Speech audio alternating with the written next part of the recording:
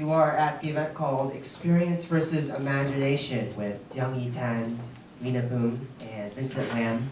I want to introduce the translator for tonight, who is Yu Jia, and the moderator, who's Felicia Sanmez, reporter for AFP. We're very lucky to have her. She's covered the White House, the presidential campaign in 2012, Harvard graduate, so I'm sorry about the game today, but I'm just kidding, I'm not actually sorry. I'll let her introduce the panelists and take over from here. Hi everyone, thanks so much for joining us today. As Anthony mentioned, I'm Felicia Sanmez and I'm a reporter based here in Beijing with AFP. I've been here since 2013 and I'm very excited to have three very wonderful and engaging authors here for what we hope will be a really interesting event. Before we start, we'd just like to check with everyone. Maybe we could do a show of hands. Does anyone in the crowd need interpretation tonight for Chinese? 我们今晚是用英文为主，那谁需要？其实谁不会听英文，请你举手。大家都会听英文吧？是吗 ？Right. 大家都会听英文。Okay. Good. That makes you jazz life a lot easier. Yeah, you're just going to translate one person. Well, our theme tonight is experience versus imagination, and I think the three authors on our stage have got a lot of really rich experiences that they can share with us. So we'll divide the event into two parts. First, we'll have a panel discussion with the authors, and then we'll open it up to question and answers with the audience. So with that, let me give a brief introduction of each of the writers here tonight. Starting here is Mina Poon. Mina is a lawyer and an award-winning author based in Austin, Texas. Born and raised in Singapore, she moved to the United States as a teenager, and she has written 9 books of literary fiction, exploring the themes of diaspora, culture, and gender. Her most recent novel, Cafe Yaozi, A Story of Viennese Shanghai, was launched last night at the Bookworm Literary Festival here, and tells the story of Jewish, Chinese, and Japanese expats cooperating on the eve of World War II. Next to Mina is Vincent Lam. Vincent is a medical doctor and a writer whose 2006 debut, Bloodletting and Miraculous Cures, won Canada's most prestigious literary award. Born and raised in Canada, he worked for 13 years as an emergency physician in Toronto. His medical training has informed both his fiction and his nonfiction, including his 2011 biography of Tommy Douglas, the father of Medicare. Vincent's family is ethnic Chinese from Vietnam, and he draws on this heritage in his latest work, The Headmaster's Wager. And next to Vincent is Jiang Yitan. Jiang Yitan is a Beijing-based novelist, poet, and publisher. He is a graduate of Beijing Normal University's School of Chinese Language and Literature, and he has concentrated on the writing of short stories, with many of them focused on contemporary urban China. His main works include the collections Statue of Clint Eastwood, Lu Xun's Mustache, and Hepburn, Oh Hepburn, as well as the novel Peking Lover. So let me start off with asking a question to all of the authors here on stage. How did you get your start as a writer? Was there a moment when you consciously decided to write stories based on your own experience or on your own imagination, if you chose one of those?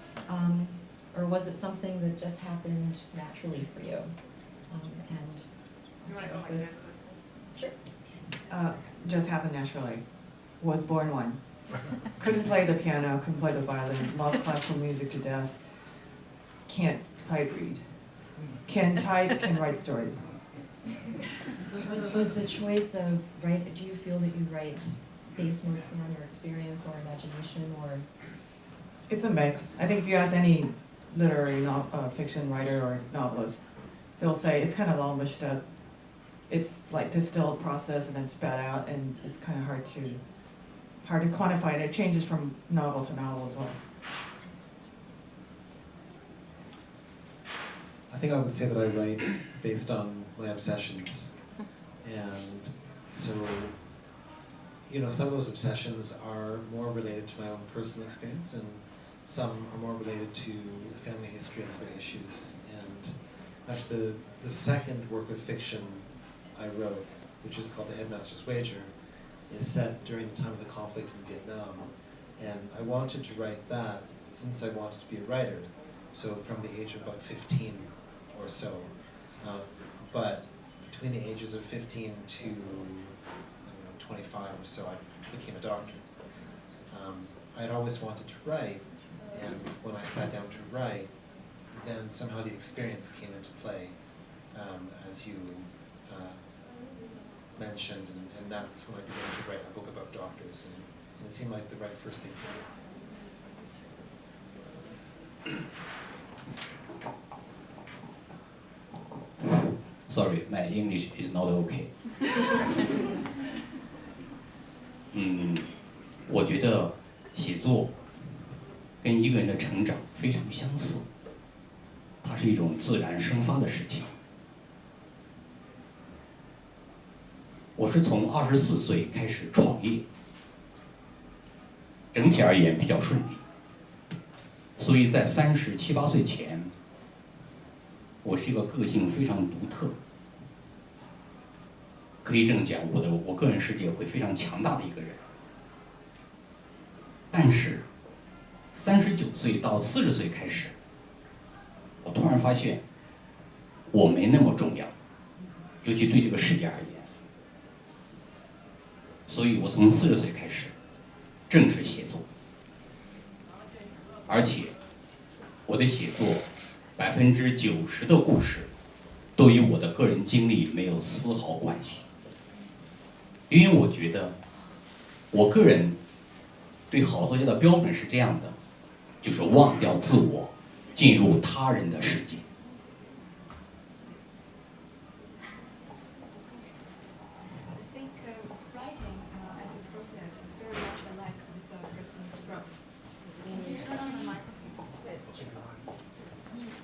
You hear me now? Yeah. I think you just said to a bit nearer. Okay. I think writing as a process is very much like a person's growth. It comes naturally. I started my business when I was 24.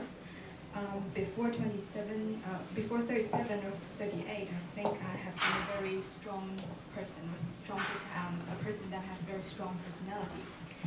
But when coming into mid-age, when I started to become in my 40s, I started to realize that as a person, I'm actually not so important to this world. And so I started writing at the age of 40.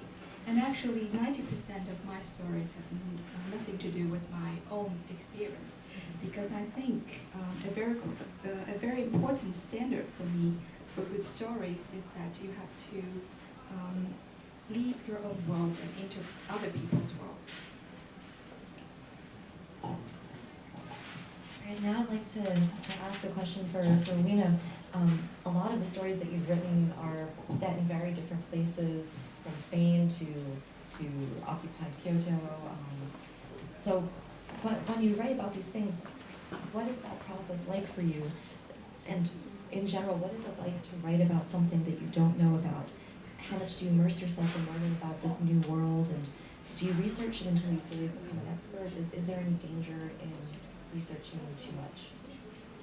Yeah, there's actually a Palgrave Macmillan book called Writing the Novel, in which Hanif Qureshi and very famous authors discuss their process, and including research and what's too much research. Like, too much research can kill your whole creative process. I actually contributed a chapter to that book, and I thought it was interesting that, you know, I want to keep things simple. You know, you just do it. It's different for every book. There's no right answer. So I'm a photographer, so my research consists of just going to a place and shooting photos. It's like a location scouting for a film. And so I go there and shoot photos, and I'm like, all right, I'm gonna, I remember going to Spain when I did 2 Spain novels, and I wandered around and took the train around by myself, and I location scouted for interesting locations to shoot the film in. And I would go to a particular cafe that was interesting. It wasn't a typical place, and I thought, all right, my characters should have a conversation here. And I even noticed like the closing and opening times so that it could be accurately reflected. So I do a lot of location scouting, and after I write the novel, I go on my own literary tour. I actually go back to those places. I'm like, oh, this is where that happened, and this street corner is where that happened. I just entertain myself all the time. I had read that when you were working on your first novel, Alex E. Roberts, that you had gone through the actual process of discovering what bullfighting was like. And this is, and you can talk more about this, this is a story about a young American woman who, Hispanic American woman who decides to become a bullfighter. Can you tell us a little bit what that process was like? Imagining writing about something that is so far removed from most of our experiences, that sounds like quite a challenge. Yeah, that was, they told me to write about that in that Palgrave Macmillan book in which writers discuss, research, because they thought it was like method acting, like, you actually went and fought bulls. And that's like the last thing I do because I think it's really cruel and horrible. So the first novel I did was a commission, like somebody wanted me to do something about Spain and it had to have bullfights in it, and I was like bored to death, and I thought, oh, so boring, macho stuff. So I cast about for a subject and finally just went to Spain, and the story wrote itself because things just started happening. And I was chasing the story, and it's kind of like being a reporter. I was a reporter briefly. I was chasing the story. I caught it by its horns. It's like I just chased it and found it. When you bring yourself to a location, sometimes the story just reveals itself like a form in marble. It just, as you chip away, it just comes out. It's already always there. I really believe in the Platonic essence of a story. The form is already in that block of marble. You just have to work on it. The first novel, I didn't fight bulls because I thought it was irrelevant to the plot. And then when the first novel came out, some bullfighting people read it and they said, you gotta try it once. Come on, you are such an imposter. And I'm like, this is dumb, I don't want to do it, it's too much money. And they're like, you have to try it. And I said, all right. And then I found so much more material when I signed up for bullfighting class that I did a second novel. And I was able to bring it to the audience, the actual intricacies of that world that very few of us know because we have sort of a layman's impression, which is a very stereotypical and negative impression. But when I went into the bull ranching world and saw how they farmed and that agrarian life, I thought, well, this is interesting. People don't know about this, so I can uncover that Andalusian world for people. There's very little in the English language. There's a lot in French and Spanish about that world, but very little in English. So I just wanted to show people what it really, what it was like, that world. That metaphor that you just described about a block of marble, that the idea is there, or the story is there, but you just need to sort of chip away at it, I think is really interesting. Let me ask Vincent, from your experience writing, it seems like your many years as a medical doctor have had a big role in what you've written. Can you talk a little bit about your own process, and are there any specific dangers for you when it comes to drawing on your own personal real life experience and putting that into a story? Do you wonder sometimes if you've written characters that might draw from people that you've known in real life? Have you had any conversations like that with friends or others who've maybe said, hey, is that me, or might disagree with certain portrayals? Those are great questions.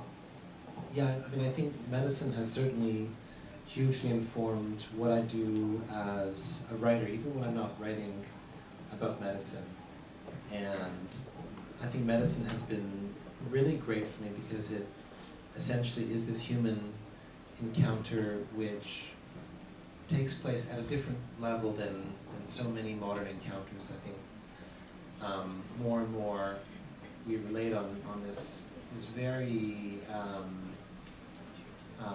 sort of commodified level in modern culture. And if we think about our relationships with people, they can be very impersonal and very exchange-oriented. And medicine is totally not like that.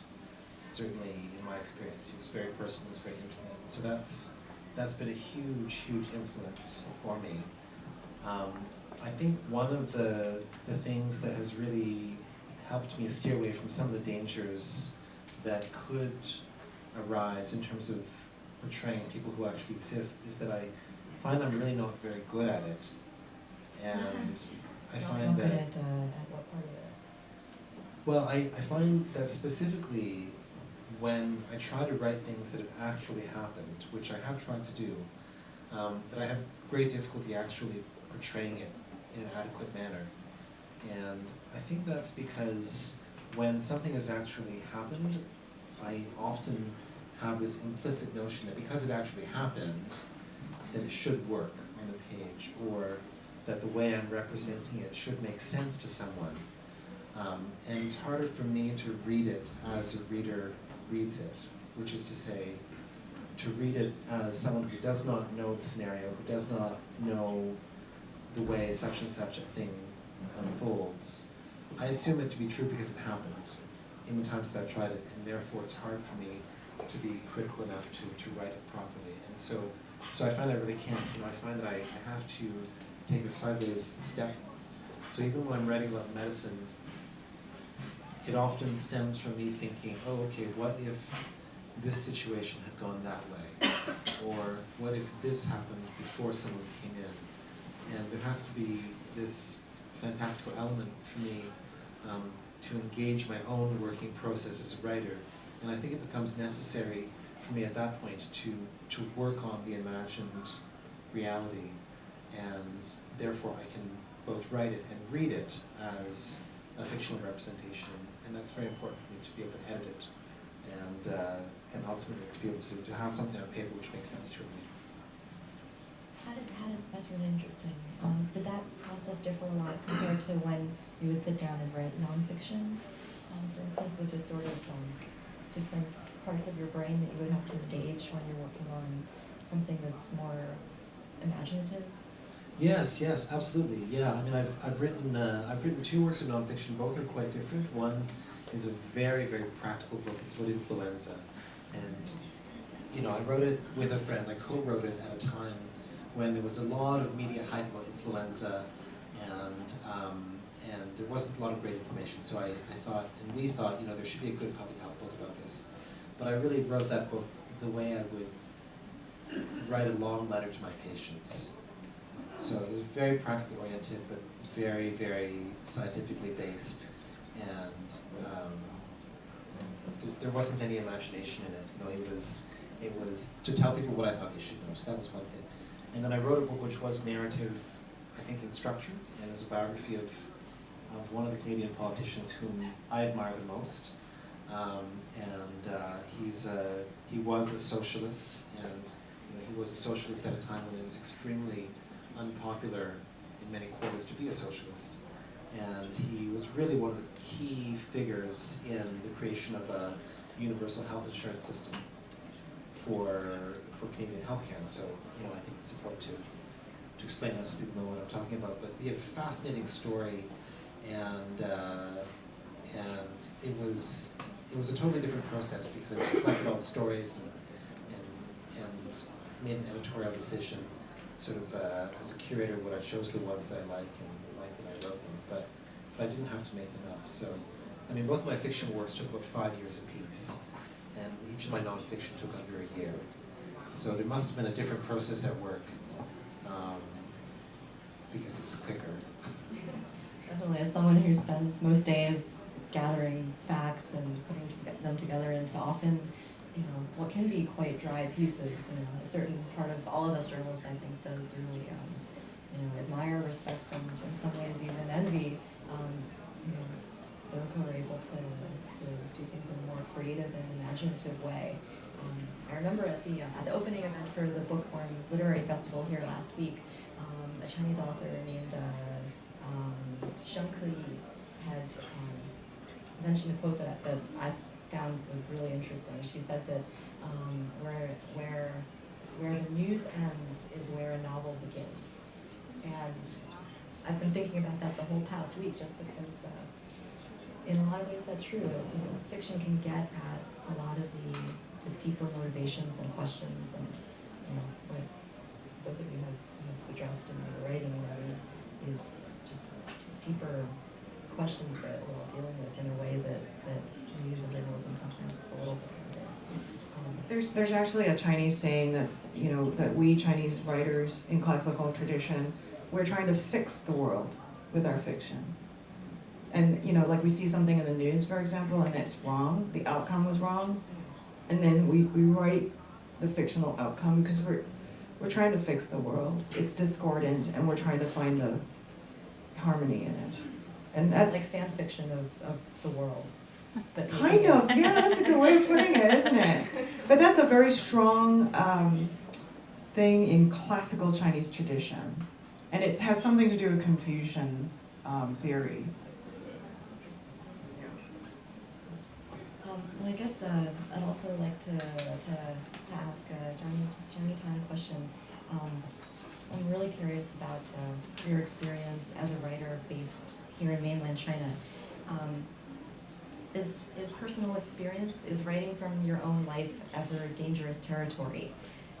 For instance, writers in TV and cinema in China often face restrictions against negative portrayals of certain professions, such as police or government officials. Is there a similar situation when it comes to writing novels and short stories?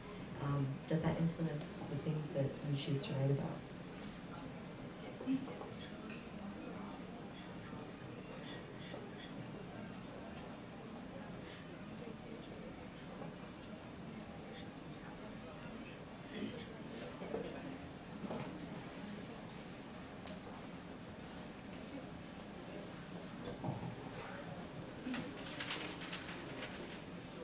如果文学仅仅是人与世界的关系，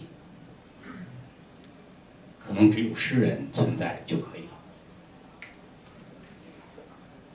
可是文学恰恰还有另外的功能，它强调的是人与世界里的人的关系，是人和人的关系，不是简单的人与世界的关系。所以对小说家而言，他要求感同身受的能力，而不仅仅是感受力。一个人可能会有很强的感受力，他生活在他的个人的私密世界，他对周围的人群没有感知。他的感受力再强大，可能他的文学生命会很短暂。所以对小说家而言，感同身受，能感知别人的命运非常重要。你刚才谈到中国作家如何依靠个人的经历来去写作自己的作品，这个话题我曾经跟很多朋友讲过。作为一名中国作家，我感到非常荣幸，因为我们现在正在经历中国几千年来没有经历过的大时代。我们与世界更多的交往，才能发现我们自身的缺点和不足。但同时，我也为我的国家感到自豪。中华民族5000年存在这个世界上，它本身一定有它独特的基因。世界整个是我们求同存异，需要有不同的声音去发展。同时还有另外一位文学大师的声音，经常提醒我，文学与政治其实没有很多的关系。这位作家就是契诃夫。文学的作用，小说家的职责就是去呈现，表达你心中的人物，表达人与人的关系。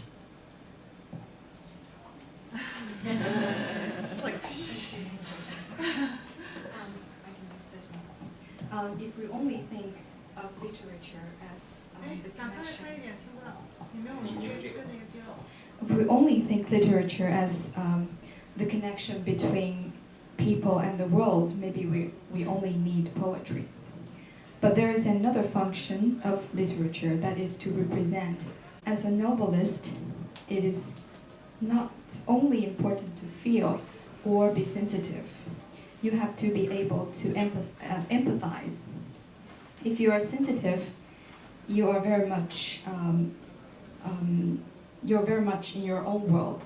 You lose the sight of people's world. Then a sensitive writer may only have a very short literature life.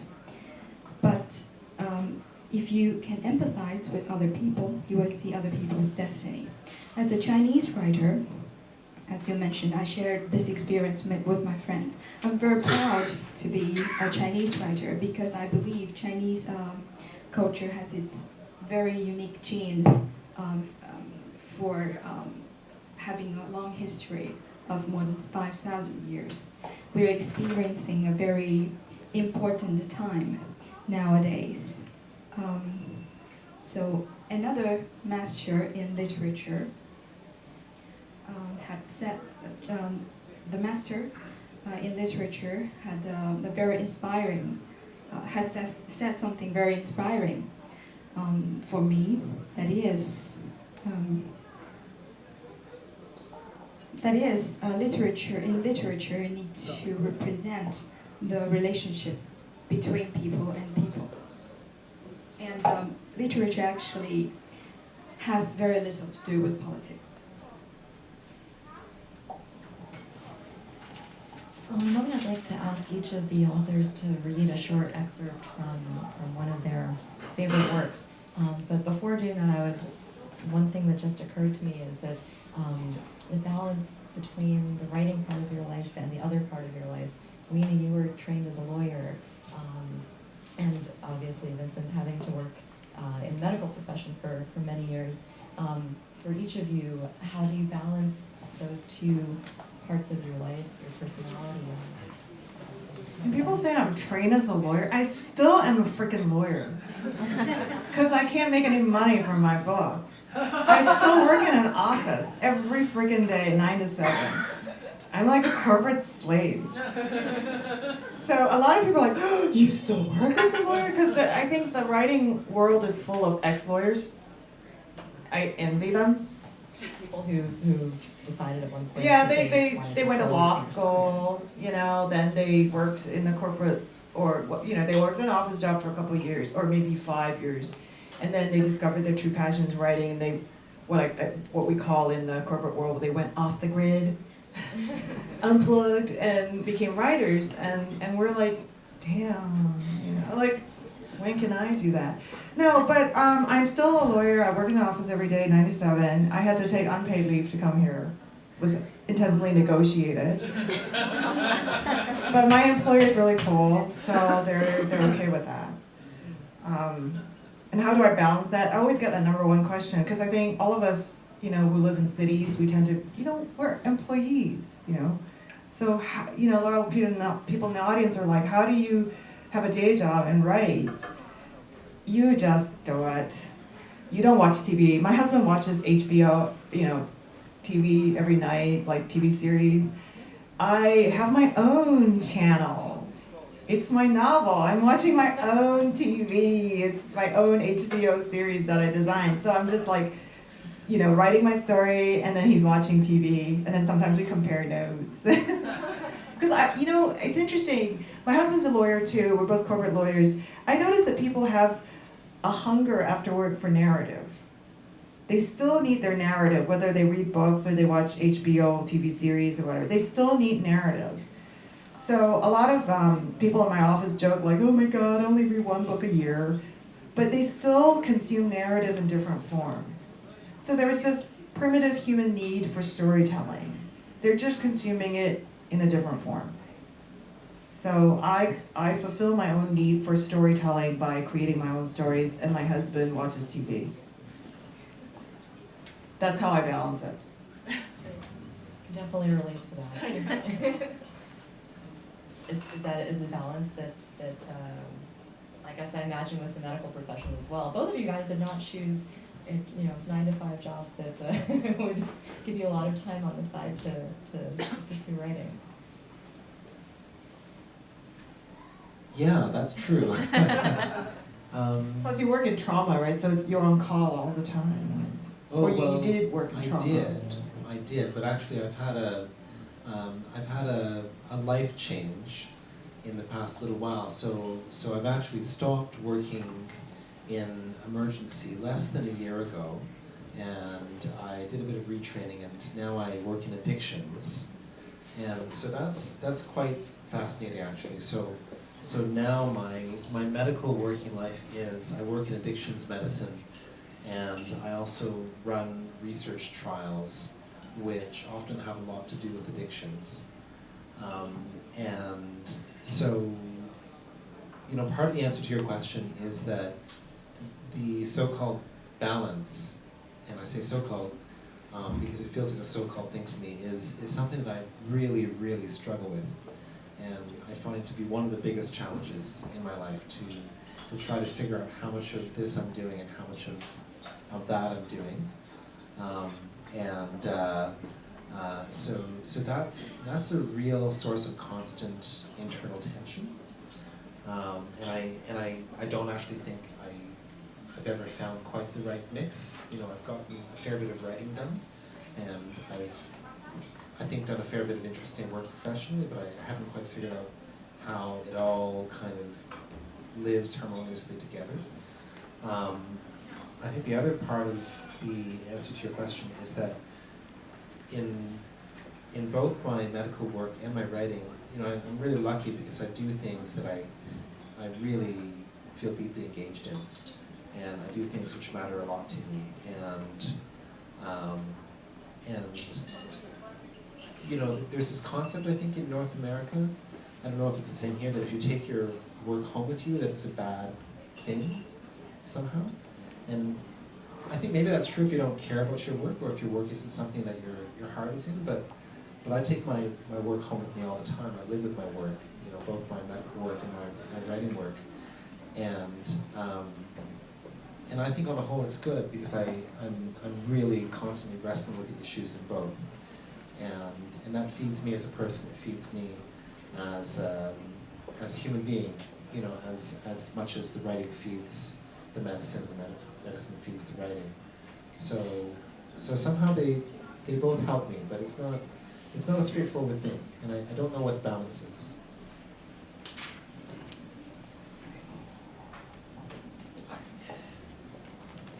我们每天用2只手去生活。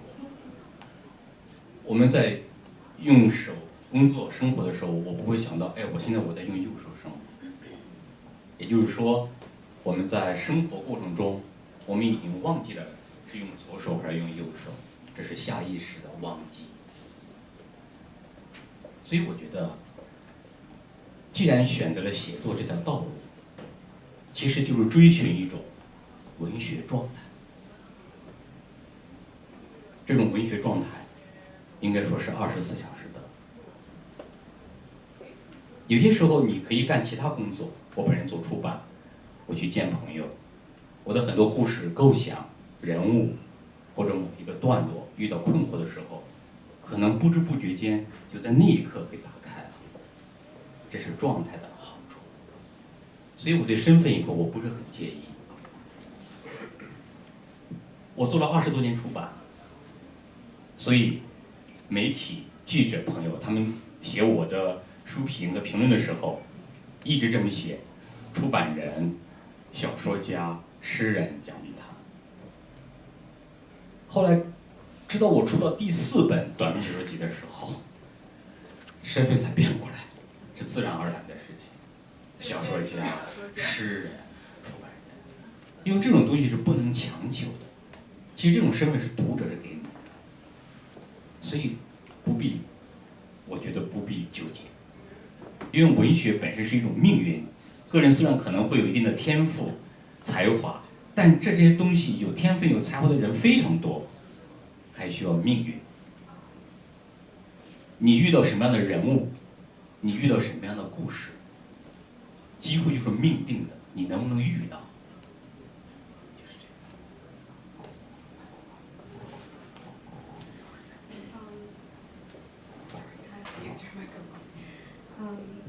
In our daily life, when we work, we don't consciously think, am I doing this with my right hand, or am I doing this with my left hand?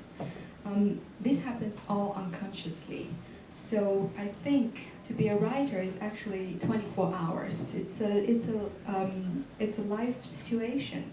I'm in the publishing business. I do my business in publishing, and I also go meet friends. Sometimes I'm stuck with my story, with a character in my work, but these problems are solved when I meet my friends, when I'm working as a publisher. So I don't actually think too much of balancing the two things. I have 20 years experience in publishing. In the beginning, when I started to write, people introduced me as publisher, novelist, poet. But when I published my fourth book, short story book, the order changed. Novelist, poet, publisher. So this you have to give it some time for it to change. I think to be a writer, sometimes you need to be given the chance. There are a lot of talented writers, but do you come across with interesting person? Do you encounter interesting stories? These are given by your destiny, I think. Okay, well, now I think we'll give an audience a treat and our authors a chance to read from their work, and then we'll open it up to questions. So I guess we'll continue with the order, and I'll ask Nina to read something first. Okay, so I'm going to read from Cafe Yauza. And the whole point of Cafe Yauza is I was really busy with work and I couldn't take leave, which is a typical situation. So I really conditorei, the cafes. And I was telling my husband, when can we take vacation? He's like, I can't, I've got this thing going on, blah, blah, blah, usual. And I'm like, well, I can't take it either. So I'm like, I really want to go, so I'm going to go, like, in my fictional world. I'm going to go to Vienna by proxy. So I couldn't leave, but I could read books to escape. So I started reading Viennese cookbooks and whatever, and started building this fantasy conditorei, this fantasy Viennese cafe in my mind, and populated it with people. Because here's my theory. If I can get out of my beastly office life, and I write this novel, it will help you get out of your beastly work existence at the end of the day. Like at the end of the day, when you come out of the office, you want escape. Well, I've poured all the escape in here. And so I built this fantasy conditorei and populated it with my friends. Except my friends aren't my friends because I'm a lawyer. I don't want them to sue me. They actually are actors and they're playing different roles. And so here's a scene in our fantasy Viennese cafe. It's a cafe that we all want to hang out in, get away from our beastly, boring day-to-day existence. And my friend, who is a Chinese guy of average height and a real crazy esthete, playing this role that I've assigned for him, comes in. And I miss my friends. So this is why I populate my cafe with my friends. The door of the cafe tinkled. One of Mr. Pap's Chinese film directors strolled in. This is 1936 in Shanghai. Shanghai was the center of filmmaking. "You're back," cried Mr. Pap. "Did you get any good footage?" "We were delayed," said the young man, my friend, acting. He wore bright red suspenders and an expensive pair of sunglasses. "The soldiers had already retreated." Mr. Pap explained that the surrounding countryside was filled with small battles between nationalists and communist troops. Shanghai Film Studios had no need to build sets. When making a war film, all they had to do was transport their cameras to the latest front.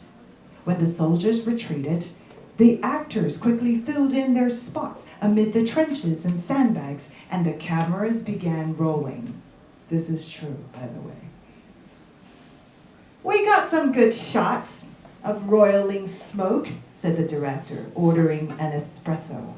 "We followed the smoke in our trucks and found them again on Tuesday morning. We got pretty close. Our lead actor delivered his soliloquy against a blackened sky. It was fantastic. The cannons even went off right on cue. Were you in any danger? Asked Pinkle, enthralled. The director shrugged. Yesterday we got too close. The nationalists noticed us. They told us to clear out because they could not guarantee our safety. We just kept on filming. It was a magnificent sunset and the blackened wreckage and scorched fields. Ah, perfect. Couldn't have asked for more. If we waited, the sun would have gone down. I told them, shoot me if you must. But this is the panoramic shot of my career. He spread his hands dramatically in the air, his eyes on distant vistas. It's gonna be better than Selznick's Gone with the Wind, which incidentally came out the same year. I mean, my war's real. Passions, everything, real. Death, as only the Chinese know how. Selznick's got nothing on me. I'm gonna release my film before his. Just you watch. But did the army actually fire on you? No. The army stopped fighting to watch our crowd scene, said the director, tapping his cigarette against the ashtray. This is true, by the way. Historical fact. We had actors in their uniform chasing and massacring the Japanese army. The nationalists cheered. They kept wanting to join our fake army and wander into our shot. It was the devil to keep them out. They said whatever we were doing was more interesting than their work. Because, our war only had the good bits. At night, when we built a fire, they came over for cigarettes and autographs. I have a footage of that too. I could use it if the censors let me. Thank you.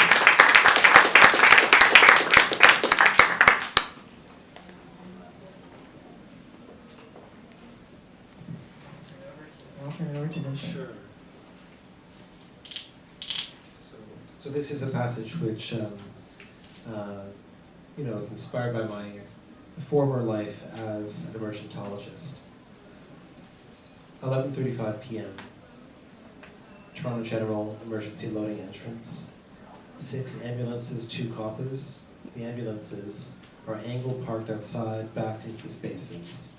The police cars have their noses forward and engines running. It is festive, frenetic, a late night party. Inside, fluorescent lights cry out, scream brightly, and the waiting room bubbles with faces. The full daytime lighting gives an out-of-earthly time feeling, like in a convenience store before dawn. Eyes and hands and shouting at this masquerade ball. Stretchers in the hallway with ambulance crews, 5 I count, but there were 6 trucks outside. Right, number 6 must be the resuscitation bay. The charge nurse says, 22 in the waiting room, 6 hours behind. Got your runners on, Dr. Chen? A man in a purple windbreaker asks, are you a doctor? Are you the doctor? I reply, they do keep telling me that. 11:40, room 8, Mrs. Withrow, 82 years old with dizziness. Hello, Mrs. Withrow, I'm Dr. Chen. Thank you so much. Pleased to meet you, but don't thank me yet. I pull up a chair. I understand that you have been dizzy. I was taught that sitting creates the perception of time. I cross my legs and maintain good posture. She says, extremely, terribly dizzy. How long has that been? Oh, a while, she says. A while, I nod. How long is a while? Doctor, it's been bad for quite a while. Also, my foot is sore. Quite a while, I nod again. All right, would you say that quite a while is something like a day, or a week, or like a month? For instance, a year. Give me a rough idea of quite a while. Mrs. Withrow ponders this. She gazes up, looks at me with confidence, and says, let's just say, a while. She presses her lips with finality. Doctor, what is your diagnosis?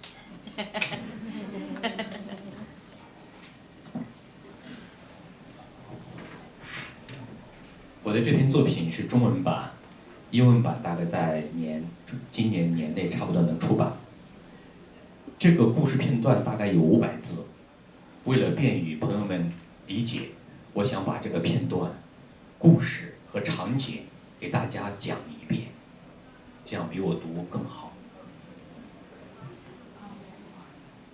My work is in Chinese and the English version will come out this year. This section that I want to read is about 500 words, but I would tell the story because I think this is better than reading it in Chinese. 这篇作品的名字叫《故乡》（Homeland）。So the name of the work is Homeland. 2003年的9月11日，美国发生了911灾难。一位西班牙男人，他在世贸中心47楼的北楼工作。灾难发生之后，他和他的同事逃生，逃出门外，有2个楼梯井，左边的和右边的。他和同事进了左边的楼梯井，但在那一刻，他突然觉得走左边这个楼梯井不对，于是他一个人返回来，走进了右边的楼梯井。他一路走一路哭泣，觉得此生再也见不到自己的母亲。没想到最后他安全到达地面，同时也知道他的所有同事，走左边楼梯井的同事全部遇难。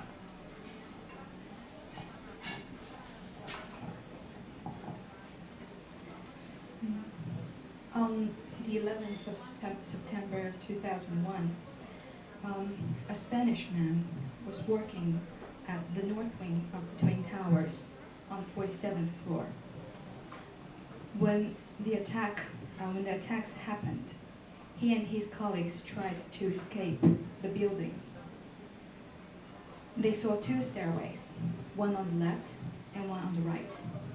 He and his colleagues went for the left one. But at that split of second, he realized that he just thought something was wrong with the left stairway. So he went back and went down the right stairway. Crying, he thought he would never see his mother again. But he came down the building safely, and at the same time, he was informed that his colleagues all died. 从那之后，他陷入伤痛之中，同时，他养成了一个非常不好的心理习惯。每次从家里走出门，走向路面，走向街道，他会下意识地选择右边的路线，他就一直往右走，因为他认为右边的道路是他的幸运之路。这样的结果，他的目的地，他的精神状态越来越差，他的母亲无可奈何，最后把他的儿子送回了西班牙的故乡。So he was mired in deep trauma, and as a traumatic response, he developed this habit of always choosing the right-hand side when he go out on the street. He has always to go on the right because he believed that was the choice that made him survive. Of course, he can never reach his destination by always going by the right-hand side. And also his mental health degraded very quickly. His mother had no choice, had to send him back to his homeland in Spain. That was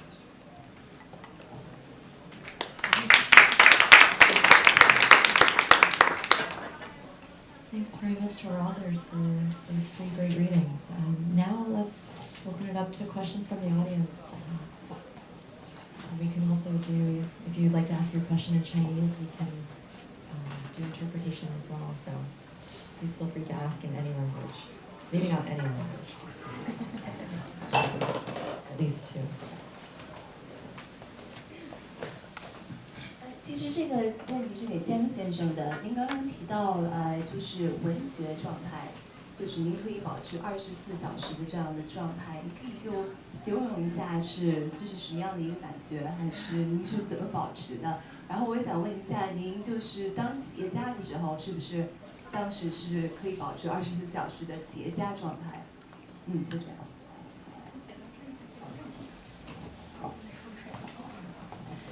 So the question was that, Mr. Jiang, can you explain a bit what do you mean when you say that being a writer is something that you have to do 24 hours? And when you work as a publisher, how do you also be a writer at the same time? OK， 我觉得，其实，在我们的日常生活中，我们都是在家人，而不是出家人。出家人，和尚和僧人，他靠诵读经典，靠冥想，靠远离尘世去修行，这叫出家行。我们作为在家人，我们修炼的是世功，尘世的功夫，也就是世俗的功夫。无论是出家人还是在家人，其实都需要有戒律的，对自己的自我要求。我们在日常生活中，我们是用生活的眼光看待我们的生活，还是用我们的文学眼光看待我们的生活？这需要个人的提醒。再打一个比方，我有我自己的生活，那我能不能和我的生活一起生活？我能否如何观察我自己？或者说，此时此刻我坐在这的时候，你坐在这的时候，你是坐在你的椅子上，还是你是坐在你的躯壳里？这都需要我们去思考的。所以我认为是一种思维的习惯。同样的，我始终坚信，文学作品里的生活远远大于我所经历的生活，那是最丰富的生活。所以我宁愿相信文学里的生活，而不愿意相信现实生活。魔术的存在让我们知道，我们眼睛所见的并不是真实的。针对眼睛和耳朵，我更相信耳朵。耳朵可能听得更远的声音，而眼睛可能只能看到眼前。谢谢。你跟蒋老师翻译，然后我想也是说一下，因为我跟他的意见很相同。你先翻译。So I think as a person, we are very much into our daily lives. We are not like monks or someone who have given themselves to religion. They have to use meditation or special restrictions to help them. But as normal or ordinary person, we also have ways to restrict ourselves. For example, as we are all sitting here, when we live our life, can we live with our lives? For example, we're all sitting here. Do you see yourself sitting in this chair? Or do you see yourself sitting with your body or in your body? This is something that we need to be thinking about. So to answer your question, I think it's something about how you think. And I believe the lives in literature is much larger and much richer than our personal experience, our personal life. So I tend to trust more in the literature life than our personal lives, because magic show us that sometimes what you see is not what it really is. I'd like to add to that because I find, as Mr. Zhang was talking, that we come out totally the same way on this. And it's interesting on this panel, I guess the way they kind of dumped us on the same panel is because we all have day jobs. Mr. Zhang's a publisher, you know, Vincent's a real life doctor, and I'm still a corporate lawyer. So I guess the question I always get, and I'm sure Vincent gets it all the time, is how can you have a day job and be a serious literary novelist, you know? Because we have in the West, at least in America and possibly UK, this false dichotomy of, you know, if you have to be a serious writer, especially a literary writer, you gotta be full-time writer. And I was like, what does that mean? That means I'm unemployed, you know? And in America, health insurance is like serious business, as you know. Oh, well, no, you're totally different in Canada, so, okay. So, you know, if I'm unemployed, I don't have health insurance, okay? So this is serious. I don't want to be a full-time writer because most of our full-time writers have day jobs anyway. They're professors, they're creative writing profs. So I guess the prejudice in America is, well, even though you're a full-time, you know, even though you're a literary novelist, but you teach creative writing, it's still related. But how can you call yourself a literary novelist if you're a doctor or a lawyer, or in Mr. Zhang's case, like a businessman, a publisher? Well, actually, you know, I think in America we can understand that because his job is still kind of related to writing and books. But our jobs are not really related to, you know, novels. So then we get this sort of stupid question all the time. All right, so here's my defense, and feel free to steal this, okay? We're like, because we're Chinese. You know why? Because, you see, that's the problem that I've been having conversations all week with our mainland friends, is that even the mainland modern Chinese have forgotten Chinese literary tradition because it's not very much studied in schools. If you look at classical Chinese literature, which I love and I constantly study, almost all classical Chinese writers, like the greats, you know, that we still study, the people in our Chinese classical literature pantheon, they had day jobs. They were scholar mandarins, they were judges, they were magistrates, they were warrior generals. In my temple, we have a god of martial arts and literature. Same guy.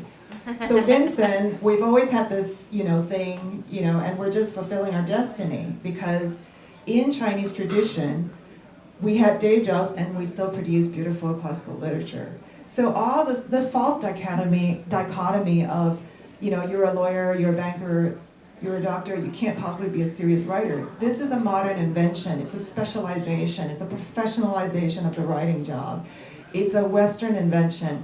Doesn't apply to me because I'm Chinese. That's how I... The other thing I want to say is Mr. Zhang made a very beautiful point. I always like to say this, there is poetry in the world of work.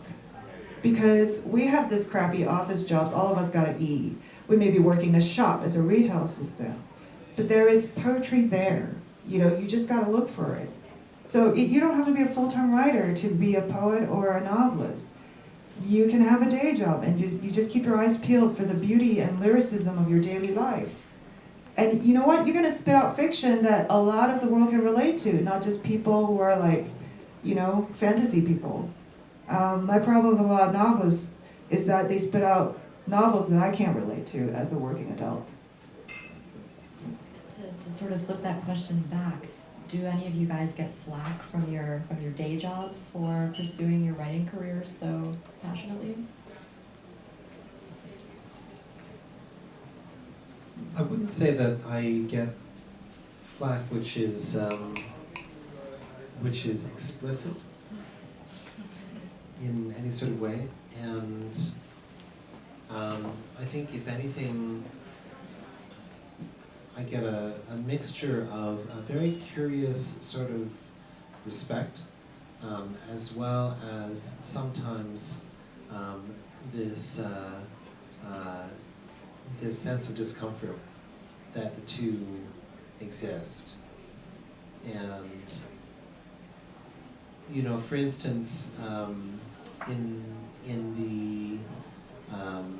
the instance in which I wrote about doctors in the collection of short stories that I read from Bloodletting Miraculous Cures, and so this comes to one of your previous questions. there were people who sort of asked whether they had been represented in some way, and they had not. And then they were sort of relieved to find that was the case. And then I asked, so why did you think that you were represented by whatever? And what did you see in that character? And they said, oh, I haven't read it yet. Someone else told me that they thought such and such a character reminded me of something. So there is this there's this funny kind of suspicion of representation, I think sometimes, but I think because most people do have themselves, which is either very distant and only imagined, or is unexpressed.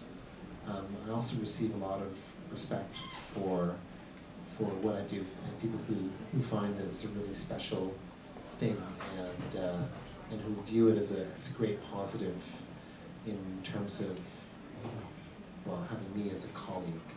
And so there's definitely two sides to it. It's funny, that reminds me of, we journalists, whenever we're out with friends, or even friends who we've got no relation to on a job level at all, they'll always preface by saying, okay, this is off the record. Just to make sure we're off the record. And I guess, in case you were going to write about their new boyfriend or whatever. This is universal fear, I guess, of appearing in somebody's writing one day, or not necessarily a fear, maybe a hope in some cases. I do get approached. People tell me, "Oh, you have to write this." Do you do the thing where, if you're at a party, you say you're a novelist as opposed to saying you're a doctor? Because when I say I'm a lawyer, the conversation just dies. So if I say I'm a novelist, people start telling me their life stories, which is so much more interesting. Well, Canada's very, very small, so I'm almost always at social occasions with people whom I know, and I'm a creature of habit, so I just see the same people all the time. They know who I am. There is this perception, I think, probably Vincent and I being in North America, it's probably more true in our case, and our jobs are less related, our day jobs are less related to books than Mr. Zhang's job, which is publishing. So there is this, I think, this bias in North America, or maybe I won't speak for Canada, I'll let you speak for Canada, but in America there's this ruthlessness that there's like, well, how can you be a lawyer and a novelist? You can't possibly be good in both. So you certainly don't want clients to think that you're not a good lawyer, right? Because they're like, I'm paying X dollars an hour, I'm hiring a lawyer. I don't want to hire a novelist, for God's sake, right? Be a useless idea. So is there this, do you face this prejudice in Canada about like, you can't possibly be a good doctor if you're like this crazy, famous, award-winning novelist? Or then in the literary industry, you can't possibly be a good writer if you have this day job that takes so much out of you that there's got to be nothing left over. Well, it's funny. I mean, I think that in my literary world, it's fine. And as far as I'm concerned, the work speaks for itself, and some people like it, some people don't, and that's just the way it is with work. So I'm not concerned about that. And then, actually, presently, my medical life is divided into two sort of spheres, and so one is clinical work, and I do addictions work, and there's no problem whatsoever. I mean, people are always very intrigued and frankly impressed by that, and there's really no problem. But the other part of my medical work is, so I run clinical trials, and it's very corporate. So I'm a consultant to a company which runs trials on behalf of pharma. And so it is a funny thing because, so I'm a consultant, I'm paid by the hour, and the pharma companies... They don't want to buy a novelist, So what if you're an award-winning novelist? They pay you by the hour because they want like this expert. I know, so it's a funny thing. There's sort of a three-way relationship, in that I consult to a company, but that company in itself is a third-party consultant to industry. They run the trials. So, that point in the triangle, people whom I consult to directly are always very unsure what to say to their clients, and so they usually wait, and if it comes up, if the clients say, "Are you that doctor?" Then they know it's going to be fine, and everyone is happy. But if it doesn't come up, it doesn't come up. And you know what? I'm fine with that, because in that work, unlike you, I'm a mercenary for the man, right? And it doesn't, and it's actually fascinating for me in terms of, as I said, this process of engagement. But it doesn't matter to me whether they know if I write or not. Great, yeah, let's go back to the audience and if there's any more questions.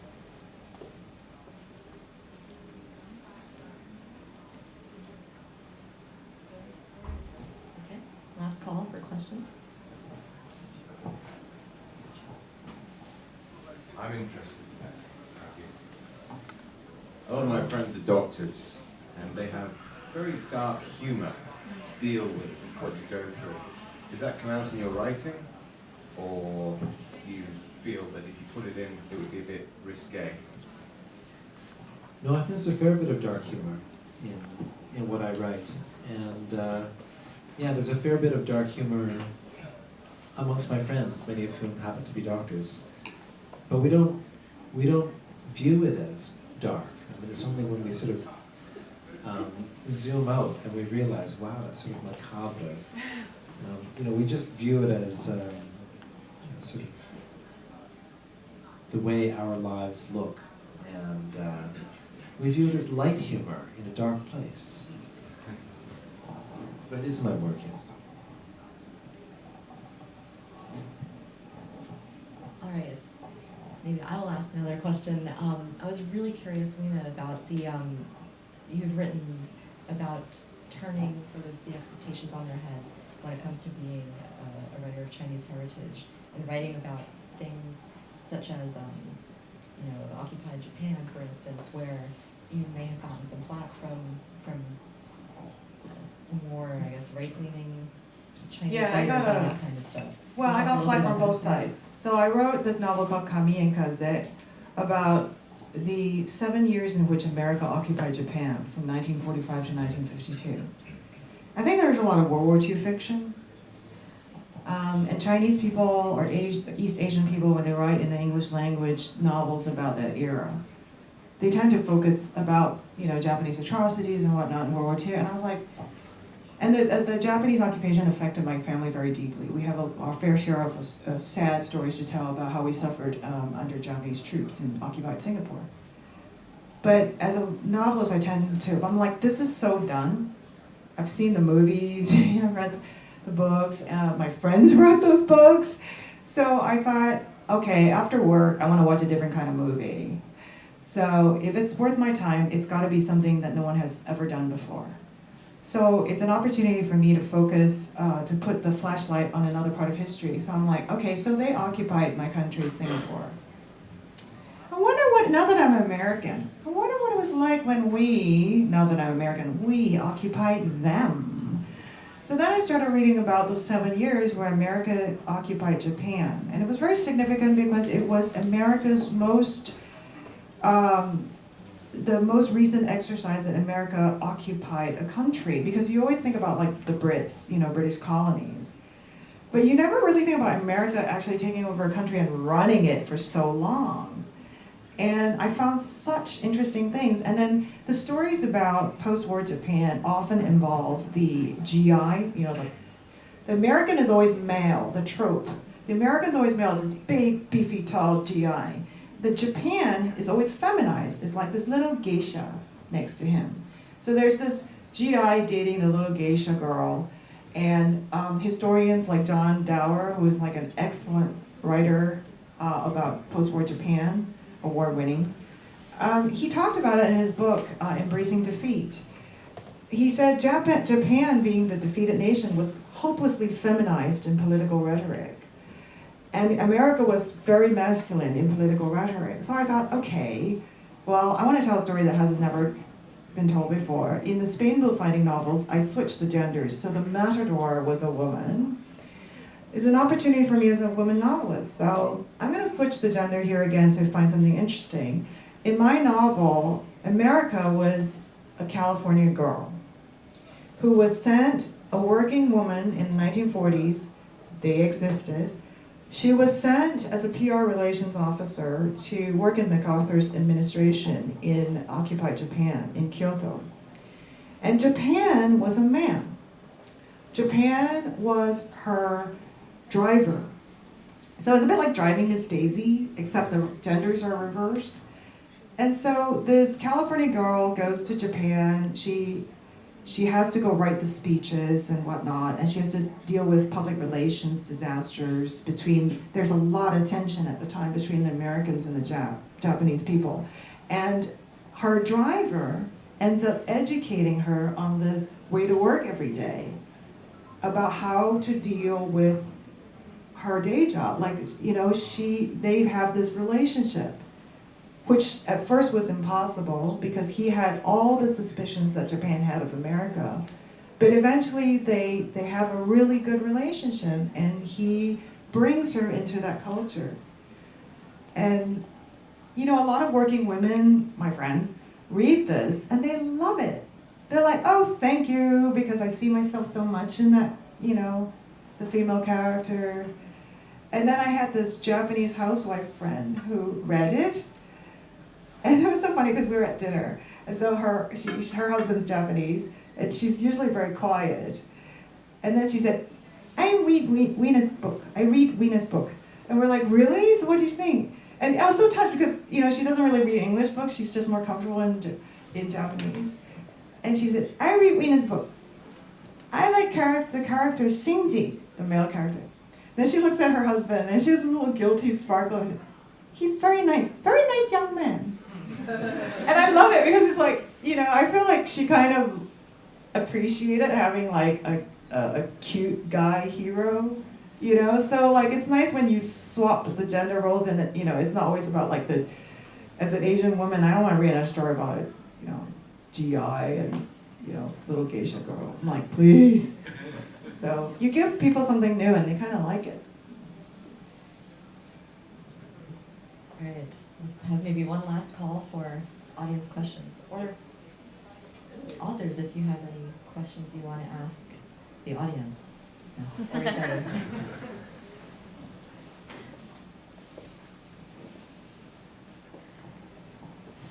I have a question for Mr. Zhang. 张老师，刚才你说，文学不可以当艺术，还是你有好像这样子说？你说文学不是艺术，不对，文学不是政治，所以对不起，文学跟政治的关系，你说文学和政治的关系很远的，可是你没有好像太解释。用时间游戏。啊，因为我好像跟文学啦，他一听到中国的文学，他一定要想到中国的政治嘛，所以我觉得如果你可以趁机会说一点点，我觉得可以，大家会比较好像了解你这个想法。I'm asking him because what he said earlier, which I don't think we've truly heard properly.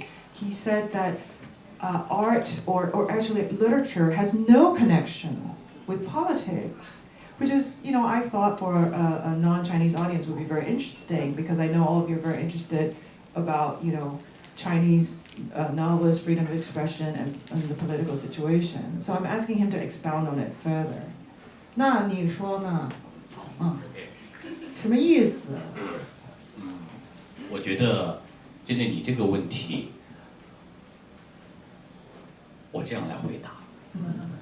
今天在座的，我们的肤色有黄种人，有白人。你说一句，我翻译一句。So today he says today. 还有没有黑人朋友？ Yes, 有。He says today, all of you sitting here, we're coming from different races. There are white people. There are people of different, skin colors. Yeah. 人类7000年，整个人类的文明进程，或者叫城镇化的进程，有7000年。7000年的历史，人类的历史，国家史。We've had 7,000 years of human history. 国家的版图、边界都是在变化的。In the 7,000 years of the history of humankind, our national boundaries have always been shifting. Our political landscape has always been shifting. 我们的肤色不同，文化背景不同，但是人类有两样最基本的基因是完全一样的。Even though our landscape has always been changing in the 7,000 years of human history, even though our skin color is different, there are two fundamental tenets of humanity. They are 第一种是侵略性，侵什么？侵略性，就是要打侵略。侵略每一个国家。你可以 Huh? Aggression. So the two fundamental first， tenets of humanity is number one, aggression. 第二种的 second is lonely，孤独。 Oh wow. So that's like characteristics of humanity is number one, this aggressive nature, and number two is solitude. 所以中国人的故事，我始终放在这种认识下去看待的。所以我要超越中国的政治去写中国人。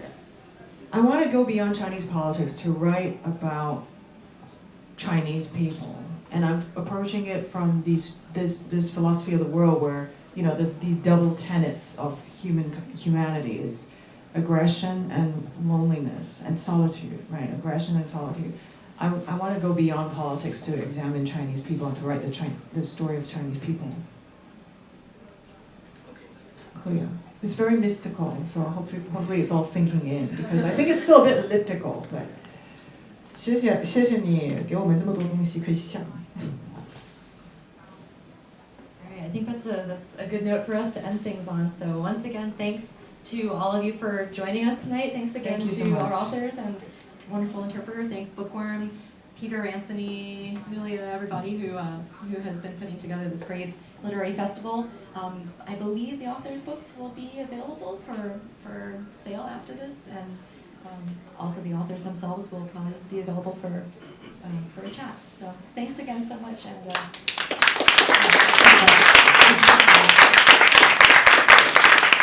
if I could just add a quick note, we have Vincent back with us tomorrow at 3 o'clock for a book talk for bloodletting. And we have Rena back with us at 6 o'clock tomorrow with Bo Xiao Wu and Karen Ma in writing across cultures. And that panel should be very, very fun. Yeah, it's still going to be us three Chinese women like gabbing and screaming at each other. And It's Weena Poon's personality multiplied by 3. yeah, exactly. We all have very different views of what constitutes being a Chinese woman writer and what we should write about. So I think there are already we had some disagreements already. So we are planning to perform to all of you our disagreements. Felicia, thank you very much. Jiang Wang, thank you.